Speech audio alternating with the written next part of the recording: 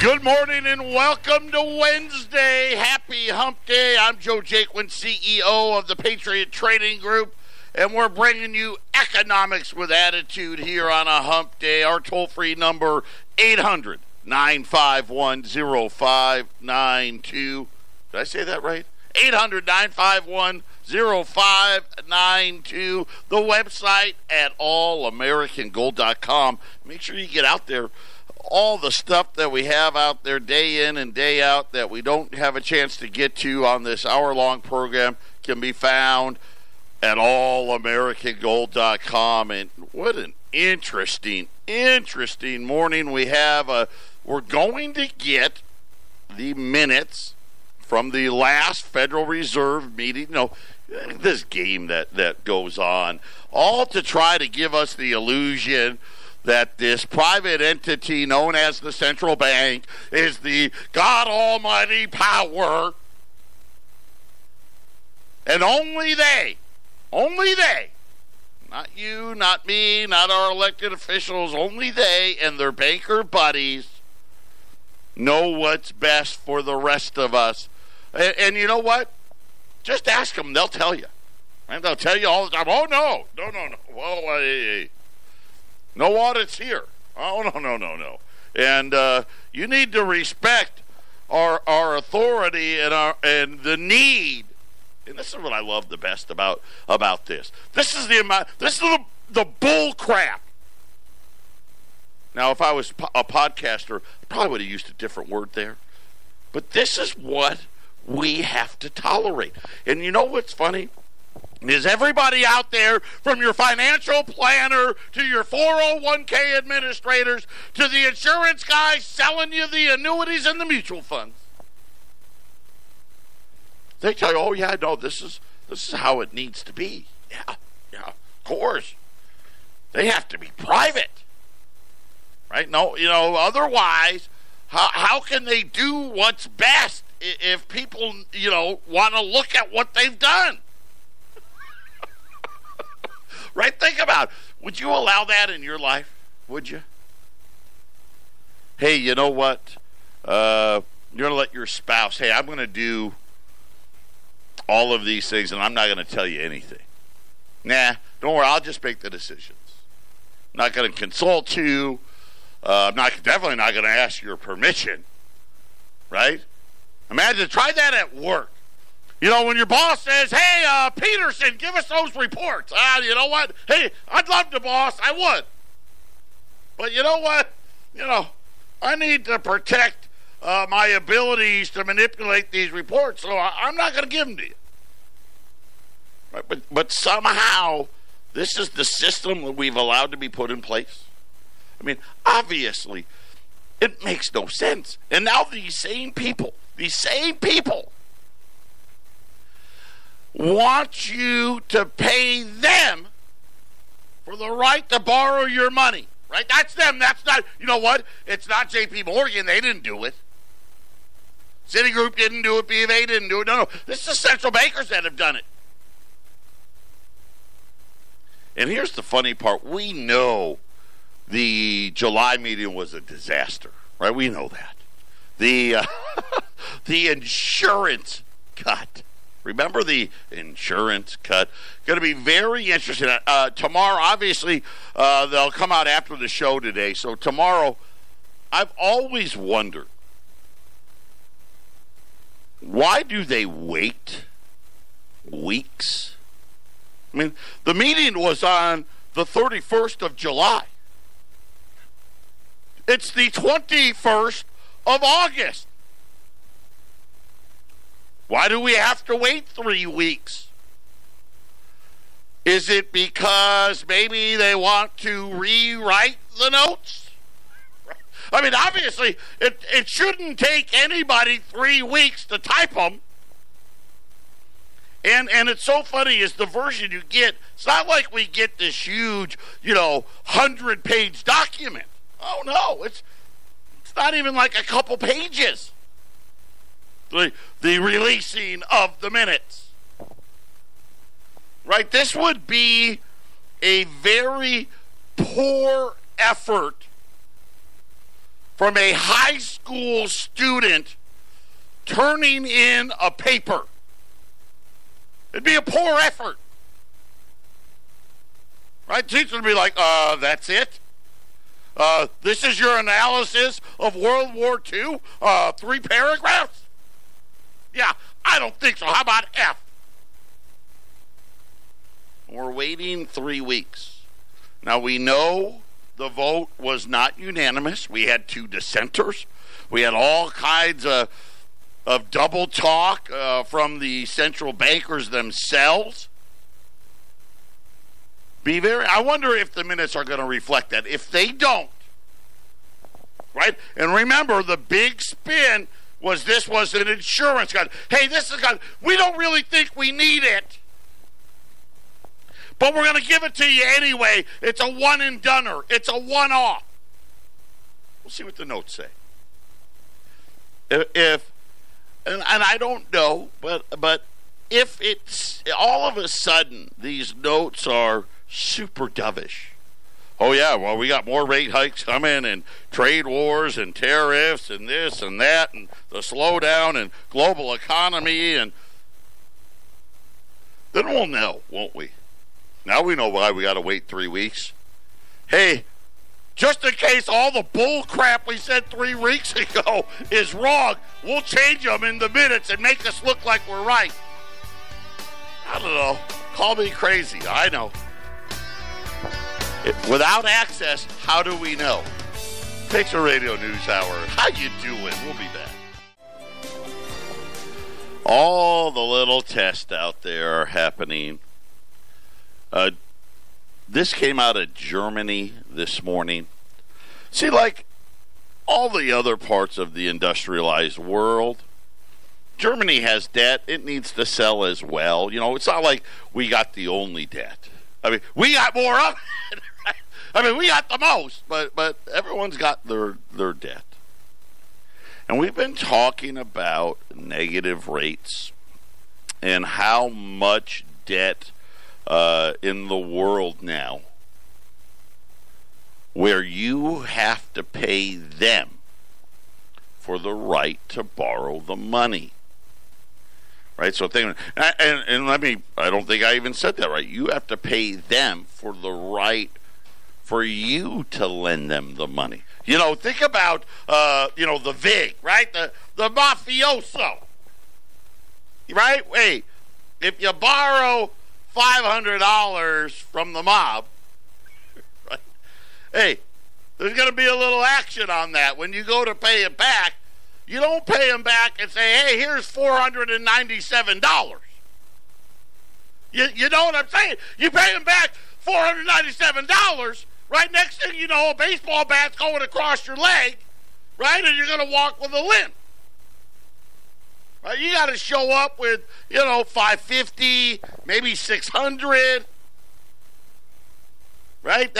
We know this. Right? When you borrow money to buy a home, right? There's the price of the home, and then there's the loan to buy the home. And what comes with that home, right? Interest. Right? And you got to make that payment. Right? That's normal economics. Right? When you put your money in the bank. And here's what's so funny. You talk about the biggest scams out there now. Worse than the 401k. Hey, by the way, someone must listen to the show. Did you see the article about 401ks? How, whoops. Maybe they're not the great investment that they made it out to be.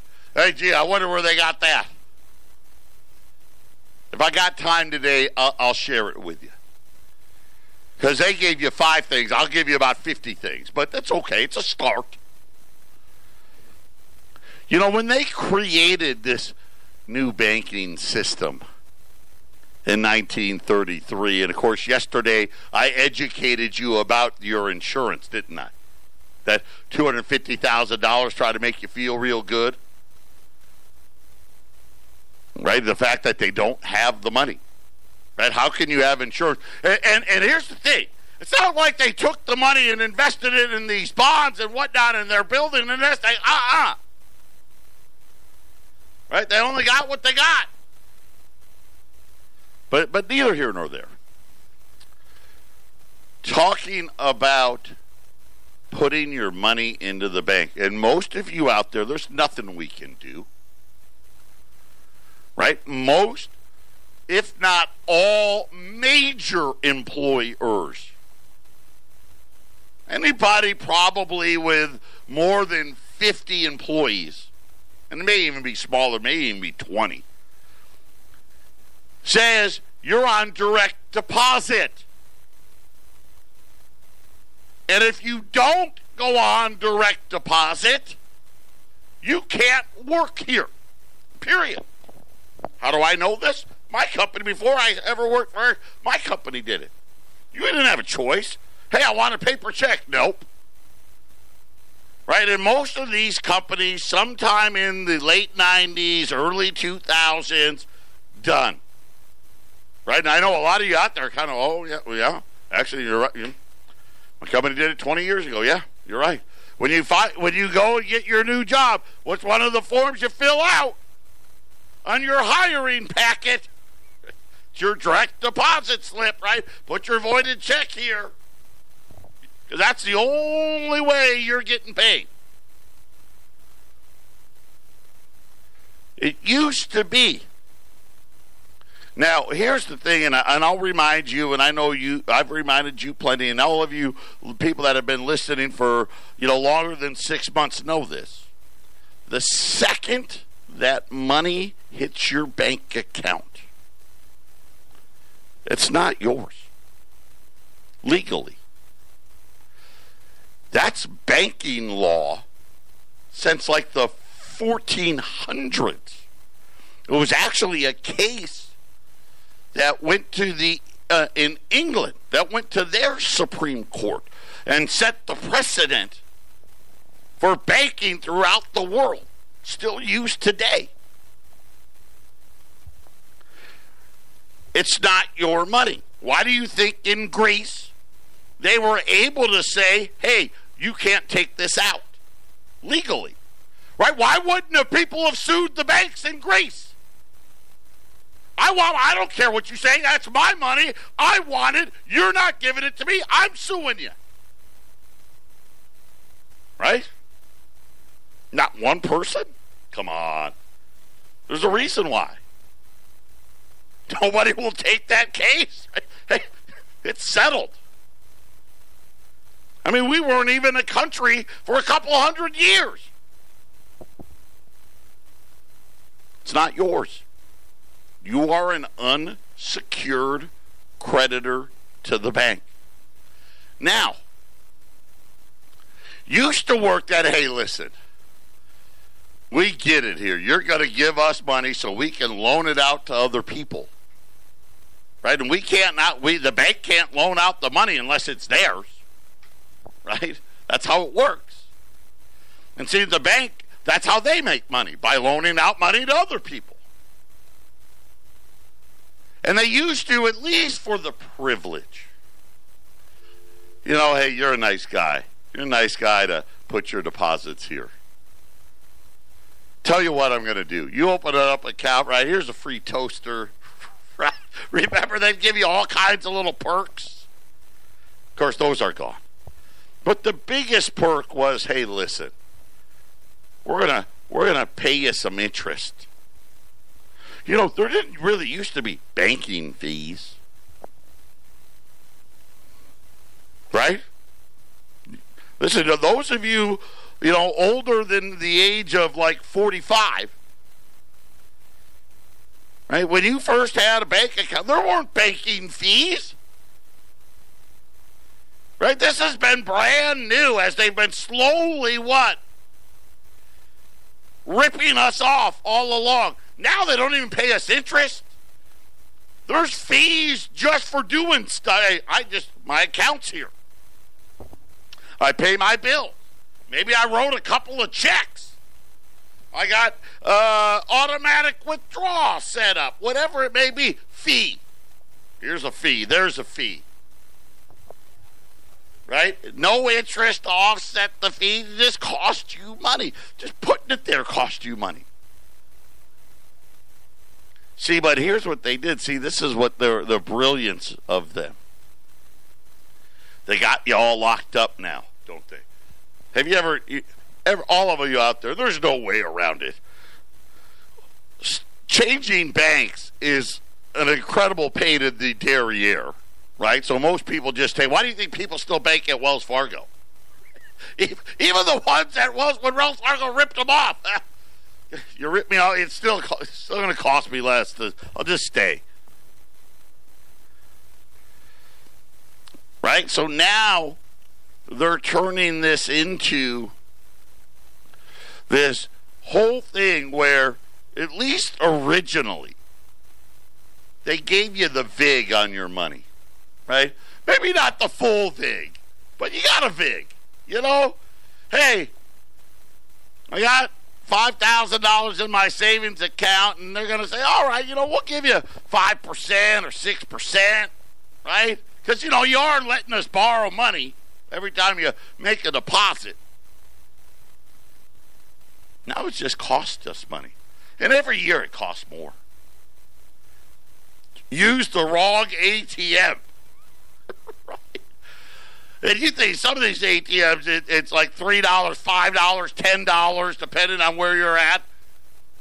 Right? Because let's face it, most of the time when you use the wrong ATM, you're already somewhere, right? You're at a ball game, right? Or maybe you're at a concert, or you're at the casino, wherever. And right, those machines, they really whack you. Right? So all of those things leading up to the fact that now they've turned your money into, not only do you not own it anymore, we charge you for it as well. Isn't that crazy? But that's the system we have. But now it's getting worse. Right? We're lining up for what's coming next. This morning, last night, whatever, I don't know, the time difference, Germany. And I've been telling you about how the German Bund, right, the 10-year note is now negative 75 basis points. They did something yesterday for the first time that nobody's ever done. Nobody. They were selling 30-year notes. Okay, so these notes were going to expire in 2050. They only were selling $2 billion, which kind of made me laugh, right? 2 billion euros, which the euro now almost a parity with the dollar. $1.10 for €1 now. So let's just, say it was $2.1 billion. Here in the United States, if we were doing one of these, it would have been like, 25, 30, 35 billion. Right? Germany, 2.1 billion. They needed to sell these notes. What made it a first, it was the first time a 30-year note went to auction with a negative yield. In other words, hey, you lend us $2 billion, okay? And in 2050, we'll pay you $1.999 billion. How's that sound? Ridiculous. But yet there it was. They had a little problem. Nobody came. Of the $2 billion, they sold 800, and I think it was 824 million of it.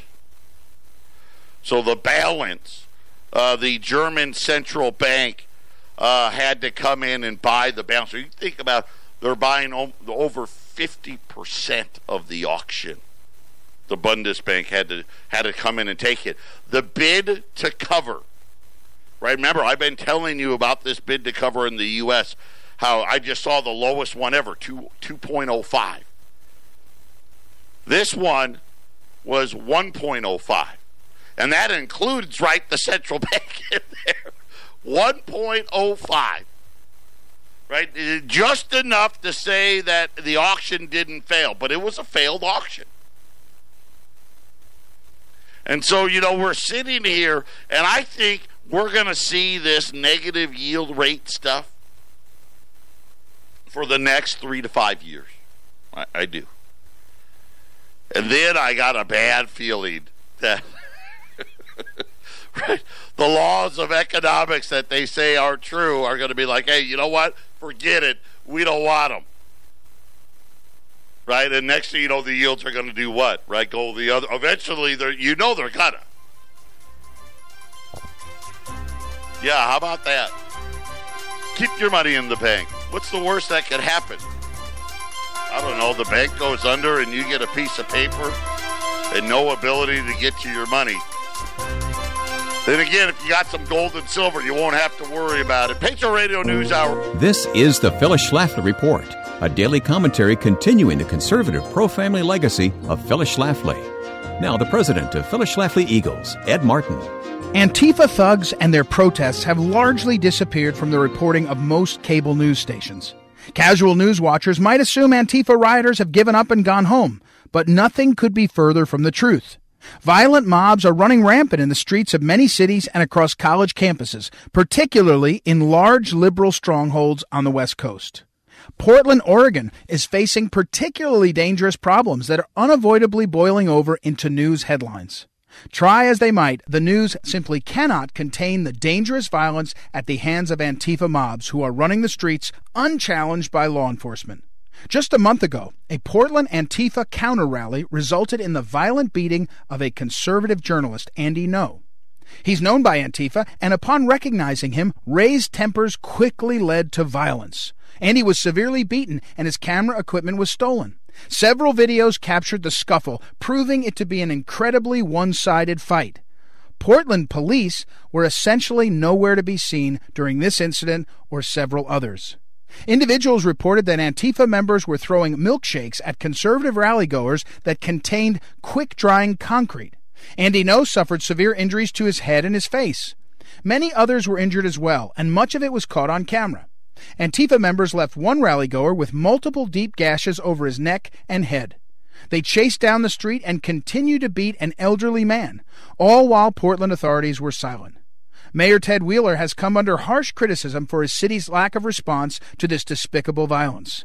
Citizens began demanding answers, telling the world through their online platforms that this type of violence and street anarchy is routine in Portland and other similar places. Mayor Wheeler finally broke the silence with a few obligatory tweets against violence and suppression of speech. But his lip service from behind safe, closed doors fell on angry ears. The Portland Police Association sent a scorching reply, accusing city government of handcuffing police and allowing violence to rule the streets. Enough is enough, said the association's director. This is a perfect example of Portland politics at work. This has been the Phyllis Schlafly Report with Ed Martin, president of Phyllis Schlafly Eagles. These culturally relevant commentaries, along with videos, columns, and bulletins, are waiting for you at phyllisschlafly.com. That's phyllisschlafly.com. Plus, you can find, follow, and share our work on Facebook, YouTube, Instagram, and Twitter. Thanks for listening, and join us again for the Phyllis Schlafly Report. 800-951-0592. Today we're going to have a very unique special because I've only got two. I've got one here in Phoenix. I've got one in Colorado. Cases of U.S. Silver Eagles. They're back dates. But here's what I'll tell you. Because not all back dates are created equal. Some years, the Mint did a better job than others. You know, and I don't know where they get the tubes and the lids and and the green monster boxes that they come in, but my guess is probably somewhere from China. I don't know. Some years they don't do as good a job as making them as others. So some of these backdate years, the coins are toned. Right? And I don't care. Doesn't mean anything. But some people don't like, they get upset. I want them to look brand shiny and new. These are brand shiny and new. So these are really nice looking backdated two cases. One case here, one case in Colorado. $9,500 and you pick it up. $9,500 and you pick it up. If you want us to ship it, I will ship them at $70. That puts your cost at $1.85 over spot. Spot's $17.15, $1.85 give or take over spot. Pretty much means we're the cheapest in the country. I've got one case here in Phoenix, one case up there in Colorado. They're in their green monster box, right? I liken it to it's similar to a shoebox. Similar to a shoebox in size. It weighs 42 pounds. Arlene hates it. Wendy hates it, right? It's heavy, right? It weighs 42 pounds. You get 25 rolls of 20 in the case. And it's got this, green, we call it the green monster box because the case it comes in is green. It's got these inserts, a bottom insert, a top insert. And then they got the 25 rolls of 20 with the white tube with the green top, all ready to go for you. Put your cost at $19 to the ounce, at $9,500, and you look at the savings on a regular, say 2019, you're saving $1.75 an ounce. So that's big savings there. I got two cases, one here, one in Colorado at 800-951-0592. As I said, gold $17.15, silver silver at $17.50, gold at $15.04 and change. Both of them are essentially dead flat, doing nothing. The Dow is up 270 points. Again, get the Fed minutes a little bit after this, and it's almost like the Dow's like, hey, we already know they changed it. Right? That's going to be all dovish, right? That's just kind of how they're acting. We did have some economic data out today, so let me get to it. We had earnings. You'll hear about Lowe's and Target. Right? If you turn on the idiot box, they only want to tell you about Lowe's and Target. They were okay. They were good. Target was good. Right? Now Target, they're just catching up on the online thing. Lowe's, remember Lowe's had a horrible quarter last quarter. So they had a bounce back. Both of them, listen, they're making them out to be the awesomest reports of all time. They were good. Existing home sales came out for July. It was in line. I'll give you the good news on it. It was up. And that's like the first time in like a year and a half. Existing home sales were up, but remember, that's when the rates got real low. Not up as much as they were hoping. And then Toll Brothers, I hope you didn't have Toll Brother today. Toll Brother stock getting hammered. The amount of people interested in buying a Toll Brother home dropping dramatically. Here's the problem. Toll Brothers, for those of you that maybe don't have Toll Brothers where you're at, they're the high-end home builder. Like here in town, they're the $1 million new home, right? Well, $1 to $2 million Toll Brother, and their numbers came in awfully soft. And those were kind of the earnings numbers. Then the really interesting number came out from the Bureau of Labor Statistics, and it had to do with jobs. And I'm like, it's not the first week of the month, right? We know the first Wednesday, Thursday, and Friday of the month, we get all the jobs data from the previous month. Once a year, the BLS, the Bureau of Labor Statistics, they keep track of this stuff.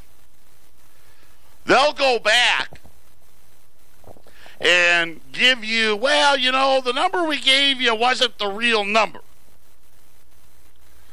But we'll go ahead and we'll give you that now. So here we are. It's August of 2019. And what the BLS did is they went back and they said, 2018, we said we created every month 223,000 jobs a month. That was the average. The BLS said, that was off by a little bit. To the tune, they took away 501,000 jobs for 2018. Just gone. I don't know. The alien came down in their ship and took the jobs away. They're now saying that the estimate for jobs, I guess it was an estimate. They they act like it's the real thing. Instead of 223, was more like 180,000. So about 42,000 less jobs a month than originally reported. And I just thought it was odd because they do this all the time, and usually it's not a big number. This was the biggest number on record since 2009, which makes sense, right? Because 2009, the crash was happening, and they were totally overestimating everything then as well. I don't know if that means a whole lot or not, but it's pretty interesting that the comparison number gives me a little bit of the creeps. We'll be back right after the break. Just like that, the cases of silver are gone. Thank you very much. Appreciate that. Both those cases are now spoken for. It happens that way. When these markets really get hot and you put out those prices, you got to jump in. I apologize.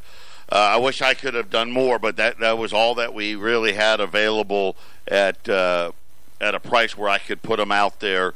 So thank you guys for supporting us. That's how we keep the lights on. I don't know that we'll try to come up with something between now and then, between now and the end of the show. But we sold out of the Walker and Kennedy halves that we had the other day. We sold those out. This one sold out as well. So we'll see what we can come up with. But we're talking about these jobs and the huge correction. I could understand it in 2009, right? Because man, did they miss it, right? The economy was in the toilet, and all of these, they have these formulas, and this is why I when you think about how I started the show in my rant about the central bank needing their autonomy, which is a bunch of crap, right? They have these they want to believe that a formula can fix everything. It's ridiculous.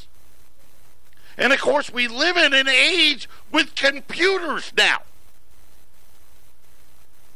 There's no reason for us to use seasonal adjustments. Heck, there's no reason for estimates. Let's just use the real numbers. I know, novel idea. Hey, I'm in the boardroom. I got my hand up. Hey, Jay Powell, call on me, Jay. Joe, what do you want? Hey, how about we forget this bull crap of imaginary fake stuff, and let's just use the real numbers? They'd laugh me out of the room. Oh, good one. That's a good one, Double. That's hilarious. Right? If we use the real numbers, how are people going to believe that we really know what we're doing? So here's what they said were the jobs. Where did we lose the jobs? Where did these 501,000 fake jobs, right? It was kind of like fake news. These were fake jobs. I wonder how many points the Dow rallied on these good job numbers. Maybe why, you know what, actually, this may be the reason why the Dow is actually up. So the Dow finished down 175 points yesterday. It's up 265 points today. This may be the reason. Hey, it's really not that good. I don't know. They said that fewer jobs were created in restaurants, hotels, retailers, and professional business services. And it was so funny how they listed it. Because if you read it this way, you'd be like, oh, okay, well, they overstated restaurants and hotels, retailers, and these professional services. That must have been the smallest number. See, because that's the good jobs. So you have restaurant jobs, those aren't great jobs. Hotels, apparently, right? The maids and the kids that take your order at the pool, right? Those aren't great jobs. Retailers, we know those aren't great jobs. And this other category, which is where the good jobs are. Leisure and hospitality took the biggest hit, 175,000. Business services was the second biggest number, almost the biggest, 163,000 less jobs in professional business services. By the way, retail at a negative 146, and even that one, I have a hard time even believing that one. Right? I mean, come on, anybody out there that thinks that retailers are hiring more than they're firing doesn't even know what's happening out there. I mean, you start going into some of these malls, and I'm talking about the malls that were 20% empty, go back to them. They're 40, 50% empty. The malls that were 40 and 50% empty, they're 70% empty. It's absolutely crazy what's happening out there. But that was all the data that came out. But again, none of that matters. Everyone's waiting for these Fed minutes. And again, I said it in the first day. Why do we have to wait 3 weeks? Right? Why do we have to wait 3 weeks? What are you doing during that 3 weeks? And so I reminded everybody, and I'll do it one more time. Remember, and I'm gearing up for tomorrow. They were divided on the vote, right? This rate cut that we got July 31st, it wasn't unanimous. Matter of fact, there was 2 dissenters. Both of the dissenters, by the way, didn't want to cut rates at all. Right, and this is when we got the the insurance rate cut. And really, here's really what it was. This was the Fed's way of saying, hey, we screwed up in December. Right? We screwed up in December. Now, they're not going to say it that way. But nonetheless, now, of course, everybody's, the president wants another point cut. Everybody knows they're cutting rates once and really probably twice between now and the end of the year and all that. So we'll compare what they had in the minutes tomorrow. I'm just curious. I'm one of those people out there. This is what happens when you give autonomy. And, this is our financial well-being. That's probably the last place there should be autonomy anywhere. And again, it's not like they print up 175 pages. It's a couple paragraphs. Right? It's such a small number that the websites out there, they'll show you the changes. What words have changed between the last statement? I mean, we're talking about a handful of words. They don't even retype the whole report. They go back. Oh, what was the last report? Oh, okay. Well, let's change the date. And let's change 5 words on it and call it a good.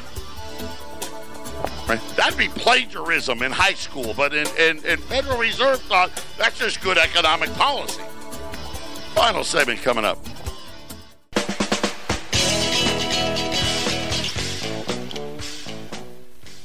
Hey, final segment, 800-951-0592. And then the website at allamericangold.com.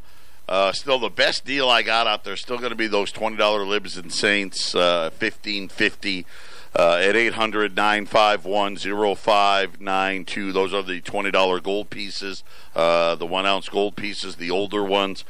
We sold out of the special today. The cases of Silver Eagles are gone. Arlene is in the shipping room right now. If you're waiting on product, it's on its way. Jason, I know, has been calling you folks up there in Colorado as well to be picking up there. 800-951-0592. Gold's doing nothing. Unchanged. 1504.60. 1504.60. Silver is up a cent. 17.16 on silver. The Dow's up 260. Everybody waiting for Federal Reserve minutes. Why, I don't know. I mean, they're not even worth the paper they're printed on. By the way, the CBO, the Congressional Budget Office, originally, the CBO said that this year the budget deficit would be $825 billion. Then in May they said, okay, maybe $860 billion.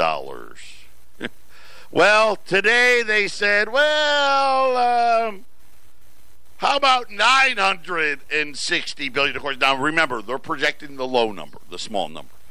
So their new number just below $1 trillion. They don't want to admit it yet. But here's the funny part. Here's what they did say. Hey, we only misstated it by 16%. Right? You know, that's better than what the Federal Reserve does. So government work, I guess that's close enough. And, of course, by the way, they rose it $63 billion from the last report. So they were at $897. Before that, they were at $825.